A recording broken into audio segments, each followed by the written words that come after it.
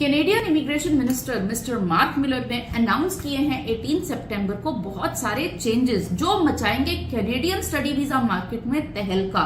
क्योंकि इन चेंजेस के बाद हर बच्चा सोचेगा कि आपको कौन सा कोर्स करना चाहिए जिसकी वजह से आपको पोस्ट ग्रेजुएट वर्क परमिट मिले और वही बच्चा जाए जो वहां पर जाकर पढ़ सके।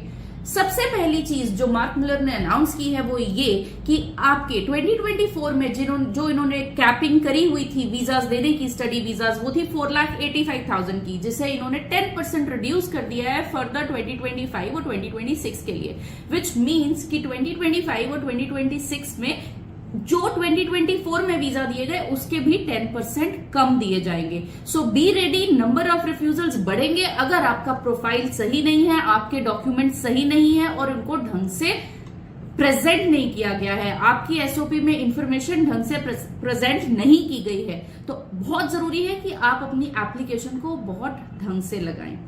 सेकेंड चेंज जिसके बारे में मार्क मिलर ने अनाउंस किया है वो ये कि जो पहले ये कैपिंग थी स्टडी वीजास की, जो ये कैपिंग थी इसमें मास्टर्स और पीएचडी के ग्रेजुएट्स इंक्लूडेड नहीं थे। मतलब ये कि इन 4,85,000 में मास्टर्स और ग्रेजुएट्स जो ग्रेजुएट स्टूडेंट्स थे वो इंक्लूडेड नहीं थे। बट अब इसी कैपिंग के अंदर मास्टर्स डिग्री भी और पीएचडी डॉक्टरेट डिग्री भी इंक्लूड की जाएगी। तो further number of international students हो रहा है डिक्रीज। सो सबसे पहले ये बात समझिए कि टाइम से अप्लाई कीजिए अगर आपको अपना कैनेडियन स्टडी वीजा चाहिए, and be very careful with your study visa application. आपको पता होना चाहिए क्या डॉक्यूमेंट्स लग रहे हैं और आपकी इंफॉर्मेशन को कैसे प्रेजेंट किया जा रहा है। Third very very important update is regarding your PGWP. जो बच्चे सिर्फ 2 साल का डिप्लोमा करने के लिए, कुछ सिंपल सा डिप्लोमा करने के लिए अपना वीजा एप्लीकेशन लॉन्च कराते थे, अब उनके लिए है ये बहुत बैड न्यूज। क्योंकि ये बात कि पीजीडब्ल्यूपी अब सिर्फ पोस्ट ग्रेजुएट वर्क परमिट, जो वर्क परमिट आप अपना स्टडी कंप्लीट करने के बाद अप टू 3 इयर्स का अप्लाई करते थे, वो मिलेगा सिर्फ या तो डिग्री होल्डर्स को या उन डिप्लोमा ग्रेजुएट्स को जिनकी study the field of study is linked to areas where there is labour shortage. तो अगर आपने उस एरिया में पढ़ाई करी है जहां पर लेबर शॉर्टेज है तभी पीजीडब्ल्यूपी मिलेगा, अदरवाइज आपको डिग्री होल्डर बनना होगा, तभी आप 3 इयर्स के पोस्ट ग्रेजुएट वर्क परमिट के लिए एलिजिबल होंगे।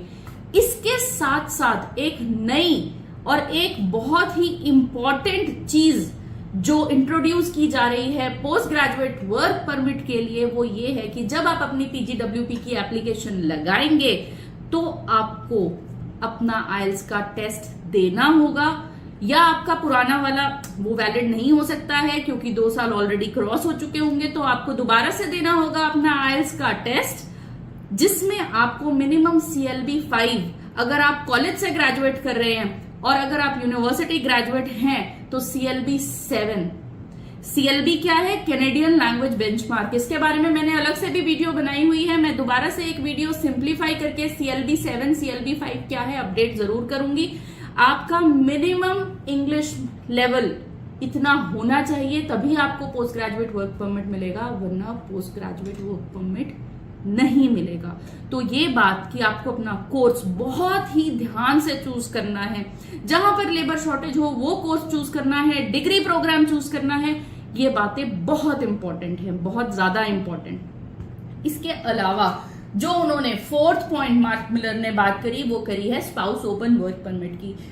पहले भी इस पर ये चेंजेस ला चुके हैं। 1 जनवरी से स्पाउस ओपन वर्क परमिट सिर्फ मास्टर्स डिग्री होल्डर्स को ही अलाउड था। अगर आप अपने स्पाउस को, फैमिली को साथ में लेकर आना चाहते हैं जिन्हें ओपन वर्क परमिट मिले, तो ये सिर्फ तब अलाउड था अगर आप मास्टर्स डिग्री का कोर्स करने चाहते हैं। बट मास्टर्स 1 ईयर की हो या 2 इयर्स की, उससे फर्क नहीं पड़ रहा था। इन्होंने इस पर भी स्पेसिफिकेशंस दे दी हैं कि स्पाउस ओपन वर्क परमिट आपको तभी मिलेगा अगर आपकी मास्टर्स डिग्री 16 मंथ्स की ड्यूरेशन की है, otherwise spouse open work permit की एलिजिबिलिटी नहीं रहेगी।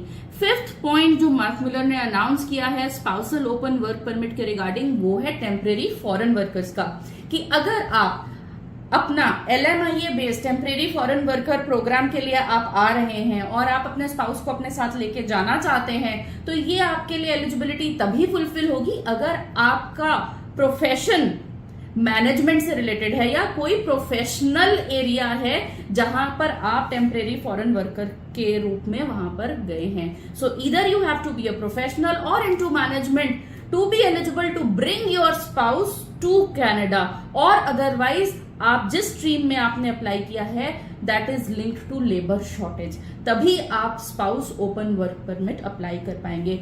ये 5 चेंजेस बहुत मेजर चेंजेस हैं। कैनेडियन स्टडी वीजा को लेकर बहुत ज्यादा अपहीवल होने वाला है।